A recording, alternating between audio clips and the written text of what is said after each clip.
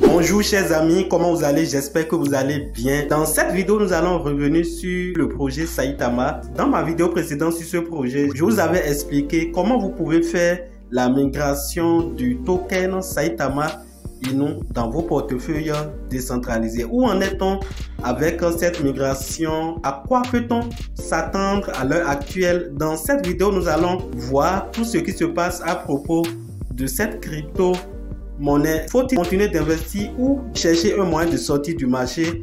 Sans plus tarder, nous irons à la découverte de ces informations qui vont nous éclairer. Mais si c'est pour la première fois que tu nous rejoins sur cette plateforme, je t'invite à t'abonner à cette chaîne et à activer la cloche de notification pour recevoir des notifications à chaque fois que je mettrai une vidéo en ligne comme celle-là. Pour cette vidéo, nous allons utiliser deux plateformes de cotation boursière, à savoir .gecko.com et .marketcap.com. Sans plus tarder, nous irons sur la plateforme .gecko.com. Voilà, nous voici sur la plateforme .gecko.com. Lorsque vous venez sur cette plateforme et vous mettez le nom du token Saitama, vous allez remarquer qu'il y a simplement l'ancienne version qui va s'afficher.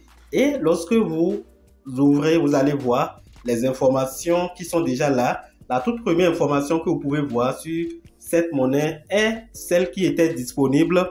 L'information relative à la migration de la version V1 vers la version V2. Lorsque vous venez en bas, au niveau de la deuxième information qui est ici, on dit le jeton suivant, c'est-à-dire le nouveau token, a une fonction de tasse variable sur le contrat intelligent pour modifier le taux de tasse après le déploiement. Alors, l'information qui est là, c'est clair. Alors, comme vous pouvez le savoir, Saitama Inu est un token déflationniste. Et la plupart de ces types de jetons sont taxés à l'achat, à la vente, lors des transactions et même lors de l'achat à travers la blockchain.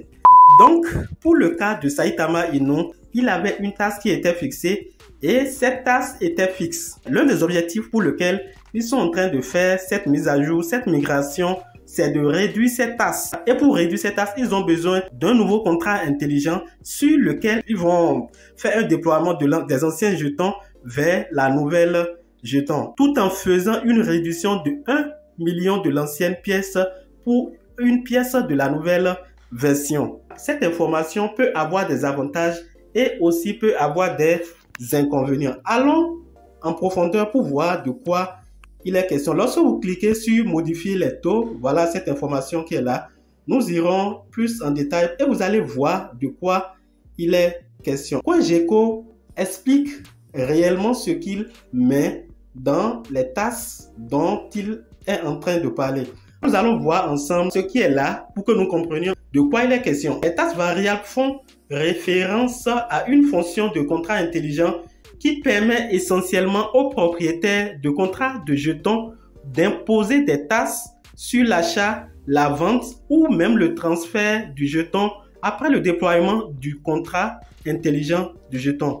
Alors cette information, simplement pour vous dire que sur le nouveau contrat, il y a la possibilité de modifier ces tasses. Peut-être que les tasses sur l'ancien contrat étaient de 5%. Si leur objectif est réellement de réduire les tasses, ils peuvent ramener voilà cette tasse à 2%. Mais le danger dans cette mise à jour, c'est qu'ils ont désormais la même mise sur le marché. Ils peuvent, s'ils veulent, voilà, augmenter les tasses pour empêcher les investisseurs de vendre leurs jetons, ou ils peuvent aussi utiliser cette nouvelle intégration pour le bon fonctionnement du projet. Nous irons pour continuer sur coinmarketcap.com pour avoir plus d'informations sur ce sujet. Nous voici à présent sur coinmarketcap.com et lorsque vous mettez le nom Saitama, vous allez voir les deux Saitama qui vont s'afficher et lorsque vous appuyez sur le nom de la nouvelle version Saitama V2, vous allez voir cette information qui s'affiche en première position qui indique vraiment de quoi il est question. Et nous allons faire une traduction. Cette information qui dit la propriété du contrat intelligent n'est pas renoncée pour l'actif suivant. On est en train de parler du contrat de la V2, ce qui signifie que les propriétaires peuvent modifier le comportement du contrat.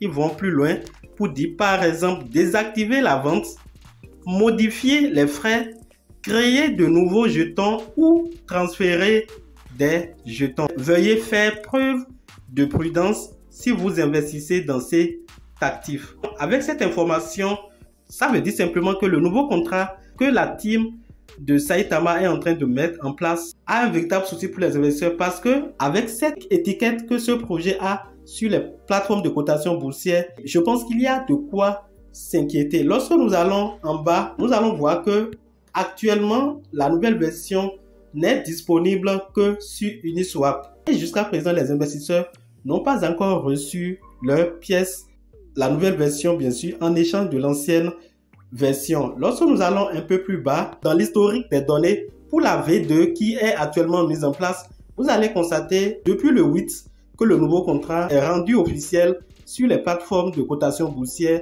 La crypto-monnaie ne fait que chuter de 0.0076 $ à 0.0045 $ à l'heure actuelle que je suis en train de faire cette vidéo. Alors, je vous fournis toutes ces informations, pas pour dire que le projet Saitama a scammé, mais pour que vous sachiez réellement ce qui se passe au niveau du projet. Donc, c'est l'information qui est cachée derrière, voilà, cette notification de CoinMarketCap et de CoinGecko que je viens de vous décortiquer. Alors, qu'est-ce que nous pouvons retenir? Nous pouvons simplement retenir que la nouvelle version mise en place par le projet Saitama est un piège pour les investisseurs. Voilà l'information que je tiens à vous partager pour que vous sachiez réellement ce dans quoi nous sommes en train d'investir, et si vous aviez investi dans ce projet, le comportement que vous allez avoir pour la suite, si vous allez continuer ou bien vous allez céder vos jetons, à chacun de voir ce qu'il